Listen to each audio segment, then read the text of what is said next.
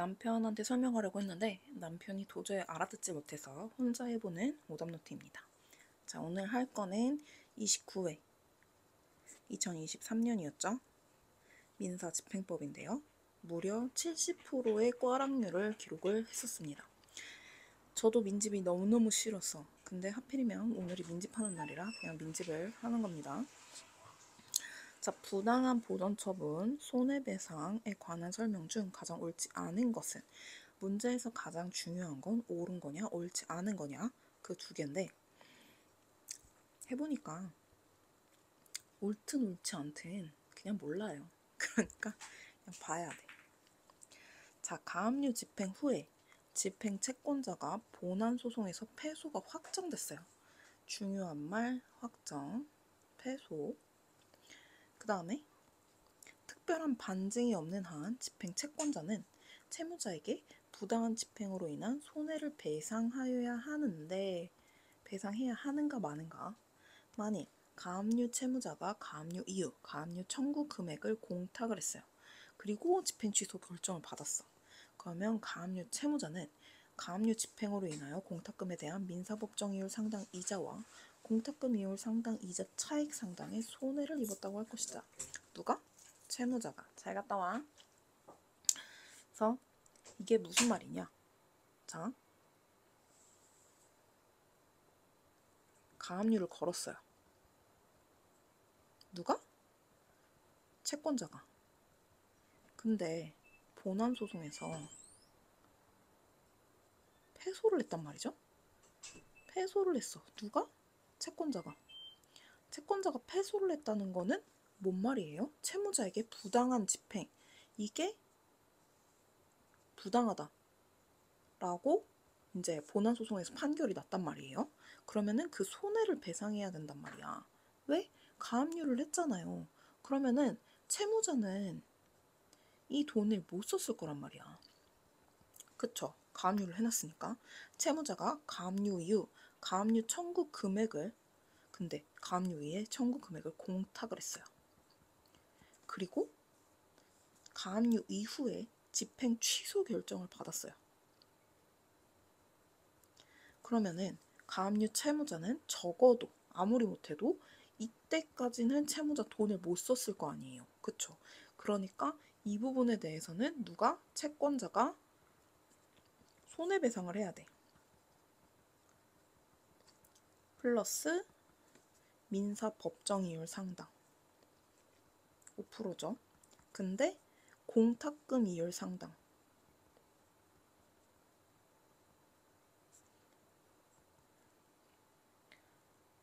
플러스 이제 뭐 만약에 2%다. 그러면은 5%에서 2% 빼면은 3%잖아요. 적어도 5% 다는 안 주더라도 왜냐면 공탁금 이율로 받은 게 있으니까 그 차액만큼에 대해서는 손해를 입었다고 할 것이다 라고 얘기를 하는 거예요.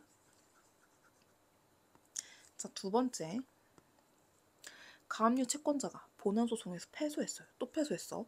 그의 과실이 추정되더라도 패소 확정된 금액에 대해서 1심은 이를 인용하였대요. 자, 뭔 말이에요? 가압류 채권자가 본안 소송에서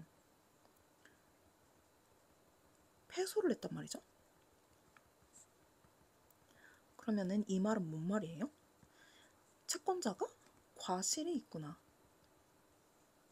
과실을 가지고 이제 소송을 제기하고 가압류를 했구나. 패소해요. 그의 과실이 그러면은 추정이 된단 말이죠. 자, 저 예전에 추정이랑 간주랑 진짜 헷갈렸거든요. 간주는 본다래요, 본다. 추정은 뭐랄까, 추측한다? 그래서 뭐 그런 게 있는데 대부분의 저기는 추정이에요. 답은 추정이고 그래서 그냥 대체적으로 예전에는 추정이냐 간주냐 뭐 이런 거 가지고도 문제가 좀 나왔던 모양인데 최근 들어서는 대부분의 답들은 다 추정이더라고요. 그래서 만약 간주로 나왔다. 아, 그러면 그게 틀린 거구나. 이렇게 하고 넘어가면 될 것 같더라고요. 자, 패소 확정된 금액에 대해서 1심은 이를 인용을 했어요. 어쨌든 이거는 1심에서 인용을 했어. 근데 항소심에서 결론이 달리 됐어. 이 부분에 대해서 항소심에서 뒤집었단 말이에요. 결론을. 달리 했단 말이야. 가압류 채무자가 그리고 채권자가 어쨌든 간에 채무자가 있을 거 아니에요? 채무자가 업무상 배임죄로 유죄 판결을 받았어 이미. 사실관계 및 소송의 경과가 복잡했어요. 업무상 배임죄 나온 거 보니까 이 판례는 회사나 이런 그거 관련 사무관리 이런 거 관련된 그 소송이었겠죠? 어쨌든 경과가 복잡하였다는 등의 사정이 있어. 그러니까 얘가 충분히 잘못했다 이 말이에요. 근데 그렇게 있으면 사정이 있으면 부당 보전 처분에 대한 가압류 채권자의 과실 추정이 번복되냐 이 말이에요. 그러면은 얘가 과실 추정된 게 뒤집어 엎어지냐? 아니라는 거죠. 틀렸어요. 왜? 이미 패소해서 확정됐잖아요. 그 중요한 말, 특히 민사집행법에서 중요한 말, 확정, 종결, 이런 거, 완료, 이런 거. 한번 낙장불입이에요, 얘네들은. 웬만하면 뭐가 서류상으로 끝났다. 그럼 다시 안 바꿔줘요. 민사집행법은 그런 게 되게 많더라고요. 그러니까 그냥 못 먹어도 고야. 일단 절차가 끝났다. 이러면은 그냥 민집은 그대로 끝이에요. 그러니까 얘가 잘못한 건 얘가 잘못한 건데 어쨌든 채권자도 얘에 대해서 부당하게 가압류한 건 맞단 말이야. 이 부분은 그냥 패소 확정이에요. 그러니까 얘가 잘못한 건 둘째 치고 그냥 이 부분에 대해서 과실 추정이 번복될 수는 없다는 거죠. 그러니까 얘는 얘고 나는 나야. 유기적으로 흘러가지 않아요. 잘못해가지고 제가 이래서 자동으로 내가 맡긴다? 그딴 거 없어요. 자, 세 번째. 본안 소송에서 패소 확정된 처분 금지 가처분의 집행채권자인 피고가 그 신청 이유로서 주장한 피보전 권리의 존부가 사실관계의 차이에 의한 것이 아니라 원고와 소해인 사이의 화해조서 기판력 범위에 관한 법적 해석에 내지는 평가상의 차이에 기인하는 것이고 뭔 말이에요? 또 본안소송에서 패소를 했네. 그쵸? 집행채권자가 본안소송에서 패소를 했어요. 누가? 채권자가. 자, 피고가 그 신청 이유로서 주장한 피보전 권리의 존부가 집행채권자인 피고예요. 피고. 그러니까 결론은 뭐예요?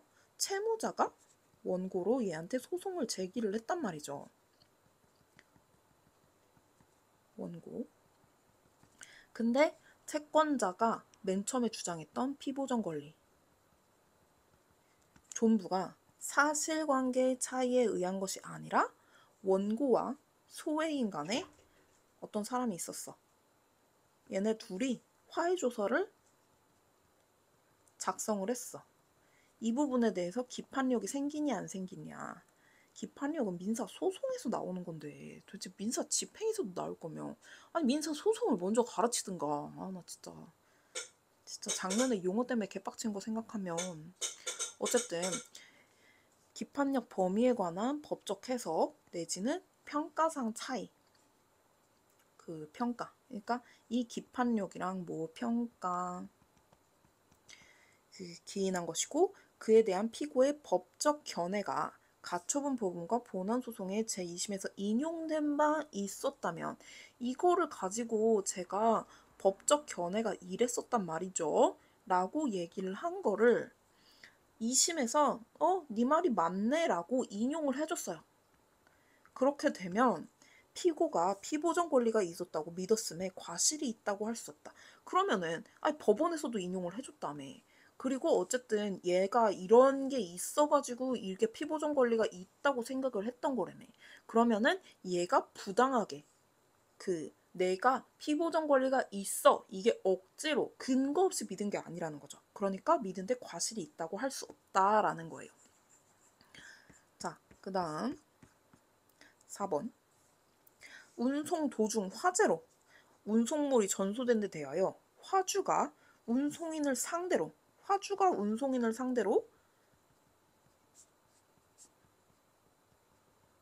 뭘 했어요? 손배청을 했어요. 이거를 피보존 권리로 해가지고 지금 가압류를 걸었단 말이에요. 근데 본안 소송에서 대법원이 이거를 파기했어요. 그래서 파기됐어. 그래서 소를 취하했단 말이죠. 손배청 소를 취하를 했어요. 소 취하. 네, 이렇게 쓰죠. 소 취하를 했어요. 그러면은 어쨌든 간에 이 저기 자체가 없어진 거죠. 손 자체가.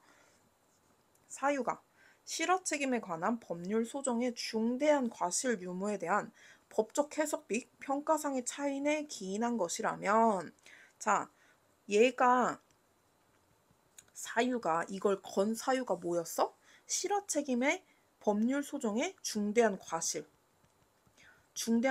유무. 중대한 과실이 있느냐 없느냐에 대한 법적 견해가 달랐단 말이야. 뭐 평가상에 달랐단 말이야. 그거에서 기인한 것이라면 부당 가압류로 인한 손해배상 책임이 있다고 할 수는 없다. 그러니까 얘가 잘못했다 안 했다? 피보전 채권이 충분히 있다고 믿을 수 있었어 라고 하니까 이거를 그렇게 생각할 수는 없다. 화주가 잘못이라고 생각할 수는 없다 라는 거죠. 마지막이에요. 사용금지 가처분의 집행을 받은 자가 제3자 이의소를 제기하여 제1심에서 가처분 집행을 불허하는 취지의 승소 판결과 가집행의 선언이 있었음에도 불구하고 집행정지나 가처분에 대한 해제 조치를 취하지 않음으로써 손해가 증대되었다면 과실상계를 하여야 한다. 문장은 짧아요. 근데 문제는 뭐냐면 여기서 여기까지 내려오는데 집중력이 너무 떨어져요. 그쵸? 여기는 되게 열심히 봐. 뭐 한 2번까지는 열심히 보는데 3번부터 집중력 떨어져가지고 한 5번 가면은 막 멍 때리더라고요. 그리고 반대로 한 1번에 멍 때리다가 한 2번부터 정신 차리는 경우도 되게 많아요. 1번 내가 뭐 읽었는지 몰라. 막 그런 경우들도 있더라고요. 문제가 너무 길어서. 자, 사용 금지 가처분을 받았어요. 그러니까 너 이거 쓰지 마 한 거죠. 근데 받은 자가 제3자 이의소를 제기를 했어요. 그러니까 얘는 채권자도 아니고 채무자도 아닌 거죠. 제3자 이의소를 한 거 보니까 제기하여 1심에서 가처분 취지를 이게 잘못됐다라고 불허하는 취지의 승소 판결과 가집행의 선언. 그러니까 그거 그냥 풀어줘 라고 선언이 있었음에도 불구하고 근데 집행 정지나 가처분 해제를 안 했단 말이에요. 이거 해제 누가 해야 돼요? 채권자가 해야겠죠. 왜? 당연히 이거 채권자가 걸었을 테니까. 건 사람이 채권자니까. 근데 이걸 안 해줬단 말이야. 안 해줘가지고 손해가 플러스 알파 됐어요. 그러면은 어떻게 해줘야 돼요? 손해가 증대되었다면 과실상계를 해야 된다. 누구의 과실을 참작해줘야 돼? 채권자의 과실을 참작을 해야 되겠죠. 자, 손해가 증대되면 사용금지 가처분은 애초에 누구 때문에 났어요? 채무자 때문에 났단 말이야. 그쵸? 그러면은 이 부분에 대해서 어쨌든 손해가 증대됐으니까 둘의 과실을 참작을 해가지고 채권자의 과실도 조금 생각을 해줘라 라고 얘기를 하는 거죠. 저 이거 맨 처음에 뭔 말인지 진짜 몰랐잖아요. 과실상계가 갑자기 왜 나와? 제3자 이해소인데 누구의 과실상계를 하라는 거야? 막 이러고 엄청 막 노답이었어요. 지금 생각해도 노답이네요. 한 문제라도 할 수 있는 게 얼마나 다행인지.